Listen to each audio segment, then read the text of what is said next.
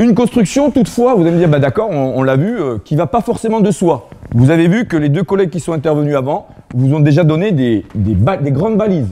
Attention, qu'est-ce que je retiens quand je transpose la pratique sociale de référence en EPS?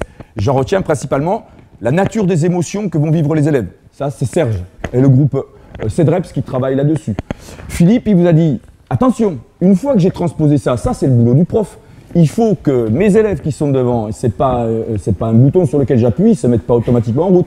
Il faut les mobiliser. Pour les mobiliser, il faut que je soigne l'entrée en activité. Et il faut que j'ai un processus qui fasse qu'à un moment donné, ils se projettent comme étant capables de réussir dans l'activité. D'accord ? Nous, on va intervenir en troisième étape avec le groupe EPIC, c'est-à-dire, et quand ils vont avoir consenti tout ça, il va falloir à un moment donné qu'on positionne une note, qu'on évalue, qu'on certifie. Par rapport à ça, l'évaluation, oui, mais quelle problématique sur l'évaluation? Pourquoi ça ne va pas de soi la construction du concept du rapport au corps chez l'élève? Ça ne va pas de soi parce qu'on est dans un modèle, quand on veut transmettre une culture, on est sur un rapport à la culture du type activité compétitive. Derrière ces activités compétitives, la compétence de l'élève est médiée par l'indicateur de compétence évident dans le milieu sportif, la performance. Ben oui, c'est logique. La performance, c'est effectivement un indicateur qui permet de dire que le sportif est compétent, qu'il est plus que l'autre, qu'il est en réussite. Mais pourquoi se poser le problème de la performance? Ben simplement, cette performance est une norme. Elle va amener un miroir face à l'élève. D'accord? Et en quoi est-ce qu'il est problématique ce miroir pour nos élèves? Eh bien, il est problématique parce que dans le sport de compétition, il y a le gagnant et le perdant. Gagnant-perdant, ça va infléchir inévitablement le positionnement d'un élève lors d'une note. Ça va infléchir la façon dont je vais lui renvoyer une information sur sa prestation. On a du mal quand on est en badminton, qu'on a 7 terrains, qu'on a les élèves du terrain 1, les élèves du terrain 7, quel que soit le sens dans lequel on fonctionne. Difficile à un moment donné de se dire que les élèves du terrain 3 ou 4, ils puissent avoir la même note que les élèves du terrain 1 ou 2. D'accord? Ça pose problème. Donc à un moment donné, ce modèle de la culture en EPS, on voit bien qu'il infléchit le regard qu'on porte sur l'activité des élèves parce qu'à un moment donné, on veut être culturel. Donc, on est un petit peu coincé là. D'accord? Et puis, la deuxième chose, il y a une tension. Il y a une tension entre la notion de performance et la notion de compétence en milieu scolaire. Pourquoi en milieu scolaire?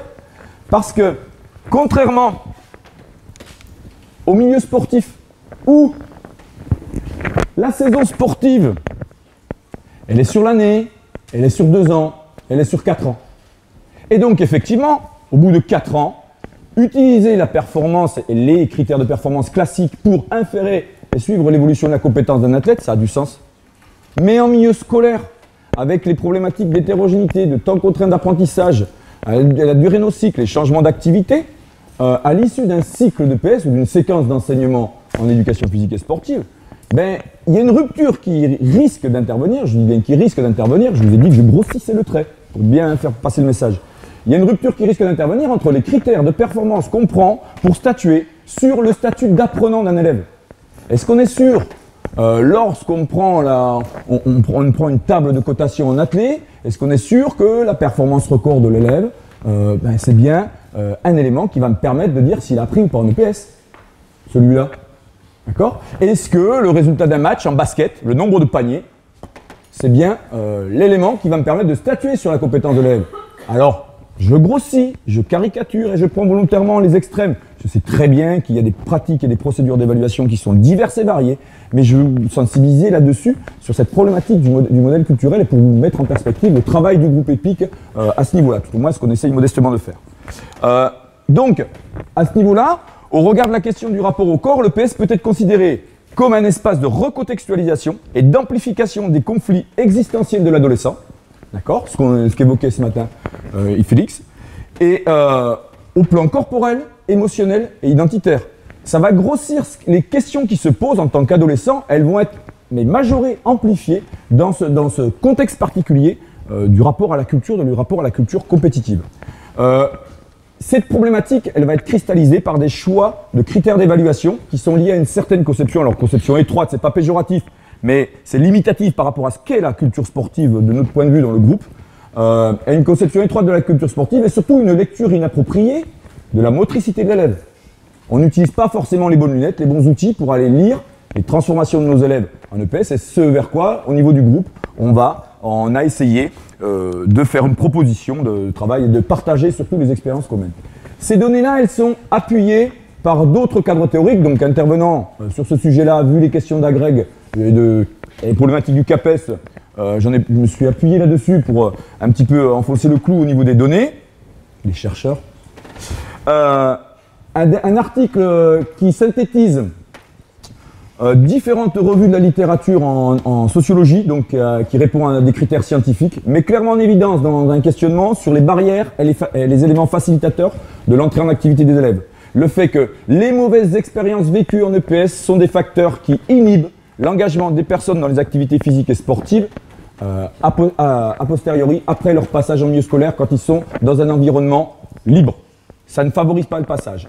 Et par rapport à ça, competitive physical activity et une performance climat motivationnel, donc la compétition et les climats de performance sont des facteurs qui sont des freins à l'engagement dans les pratiques. Alors, attention, en revanche, la réalisation de soi, la réussite de soi sont des facteurs qui sont positifs. Là, il faut qu'on mette un point sur les i. Quand on dit ça, on dit pas, justement, on ne rejette pas forcément le rapport au modèle compétitif et au modèle sportif, parce que oui, il fait partie d'un des éléments de la culture, mais dans le groupe, quand on dit ça, on se dit, ben voilà, l'enjeu pour nous, il va être d'essayer de reconstruire de manière quantitative, à partir d'éléments, notamment des scores indices 100, travaux qui ont été aussi développés par Bellard, qui est, je crois, du secteur, il est de redévelopper à un moment donné cette cohérence qu'on peut perdre dans le rapport indicateur de performance et compétence de l'élève, parce qu'à un moment donné, l'indicateur est trop grossier pour justement permettre de lire et d'identifier des transformations de l'élève sur des temps d'apprentissage aussi courts, avec la problématique de l'hétérogénéité des ressources et au regard des contextes d'enseignement, à savoir 35 élèves par classe, notamment actuellement au niveau des lycées. Alors, ça m'en amène donc, petite réflexion simplement de passage. Le point de vue du groupe EPIC, c'est attention, quand on transpose le modèle sportif compétitif en EPS, sur le plan didactique, quand on le transpose, il faut le transformer avec vigilance et réfléchir à la nature des indicateurs qui vont véhiculer le regard porté sur la performance de l'élève, parce que les APSA sont utilisés au service d'une éducation physique et sportive de l'élève, d'un projet de formation de l'élève en EPS. Donc là, il y a un travail à faire. C'est ce qu'on essaie de proposer et de partager au niveau du groupe. La CP5, là-dedans, vous allez me dire, mais d'accord, on a bien compris ça. La CP5, comment on y vient? Ben, on y vient comme ça, parce qu'à un moment donné, la CP5, elle a jeté un petit peu le trouble dans ce fameux rapport un petit peu anthropologique qui reliait l'élève à la culture, c'est-à-dire la façon dont on voyait la culture, une culture de la compétition, de l'opposition, c'était l'homme idéal, c'était le chef d'entreprise dynamique, etc., celui qui allait de l'avant, qui dépasse ses limites, qui est toujours en train de rechercher à faire plus, qui est jamais fatigué. La CP5, à un moment donné, elle a dit, le mec qui a pensé devait être du Sud, vous savez, il fait chaud chez nous, et des fois s'engager fort, c'est pas toujours bon. On peut aussi concevoir que vous rentriez dans l'effort sur un autre aspect que celui de la simple performance sportive. Vous pouvez rentrer dans l'effort parce qu'à un moment donné, vous voulez simplement vous détendre, vous décontracter, vous relaxer. Bon, nous, il y a l'apéro, mais il y a aussi le footing. Vous pouvez aussi rentrer dans l'effort simplement dans un souci d'entretenir votre santé. C'était un petit peu l'idée de ce matin, là, modèle culturel, compétition, la santé en perspective. Et donc, du coup, la CP5, elle a ouvert une brèche parce qu'elle a ouvert, du point de vue du regard normatif porté sur l'activité de l'élève, elle a ouvert une brèche en disant, mais attention, on peut accepter que certains élèves soient en réussite, et en réussite importante, même si sur le plan de la performance et de la compétition, ce ne sont pas des performeurs ou des élèves qui sont meilleurs que les autres. Et là, ça change complètement la donne et le profil d'une éducation physique et sportive. Donc, il y a eu tous ces débats sur la CP5 qui font qu'à un moment donné, ben oui, si on regarde un petit peu plus près, en quoi la CP5 change le rapport anthropologique, c'est-à-dire ce qui se vit et le sens de l'activité physique dans le rapport à la culture, eh bien en CP5, alors là, comme je vieillis, il faut que je me rapproche un peu pour lire mon truc. Alors, en CP5, on va avoir des mobiles qui vont permettre aux élèves de rentrer avec des objectifs différents, ce qui n'est pas le cas dans les autres activités. Quand on fait de la CP1, on performe, quand on fait du combat, on s'oppose, sinon on n'est pas dans la culture. On a la possibilité d'autodétermination, C'est-à-dire qu'on va pouvoir choisir de réguler sa charge à la hausse ou à la baisse en fonction de certains principes, de certaines logiques. On a un climat de maîtrise via le cadre évaluatif. Je réussis en CP5, pas parce que je suis meilleur que le collègue, je réussis en CP5 quand mon plan d'entraînement répond effectivement à un certain nombre de contraintes. J'ai pris en compte mes ressources, j'ai pris en compte mon objectif et le plan d'entraînement que je propose et que je fais, que je réalise, est validé par l'enseignant. Voilà le principe d'évaluation en CP5. Je pratique dans un climat coopératif. Il n'y a pas d'opposition en CP5, je participe avec les collègues, ce qui est une des caractéristiques aussi du sentiment d'affiliation chez les adolescents. Il permet un accès à la réussite qui est démocratisé. Il permet une meilleure gestion de l'hétérogénéité. Et enfin, il permet de développer sur soi des croyances positives. Ce que je vous disais, l'enjeu et le rôle de l'EPS par rapport à ça, aborder l'activité corporelle autrement, simplement, que par une vision de performance, mais se dire, voilà, tiens, ça c'est pour moi, ça c'est possible, et là je me sens capable de réussir. Donc là-dessus, en quoi, donc en revenir à quelle vision le groupe EPIC porte-t-il sur cette question? Le corps entraîné, c'est une transposition didactique du processus de performance sportive. L'idée c'est ça, c'est qu'il va falloir, en travaillant sur nos outils d'évaluation, et principalement sur les indicateurs quantitatifs, et là je vous engage à aller lire un petit peu les publications du groupe dans la revue de la EPS, en travaillant sur nos indicateurs quantitatifs, essayer de promouvoir l'élève qui s'investit, l'élève qui s'entraîne, l'élève qui s'engage en EPS, pas indépendamment, mais en revisitant la question de la performance scolaire en EPS. D'accord? Et en se disant, mais attention, quel pas en avant, merci Jean-Luc Ubaldi, quel pas en avant ces élèves peuvent-ils réellement et décemment faire en 10 heures effectives d'enseignement? Le groupe EPIC essaye, par une approche volontairement qualitative, en essayant de partager un outil, le score indice 100, de cerner, cibler ce qu'il est légitimement possible d'exiger d'un élève en 10 heures effectives d'enseignement. Une EPS certes bienveillante, mais une EPS ambitieuse du point de vue du développement de la motricité pour nos élèves en EPS.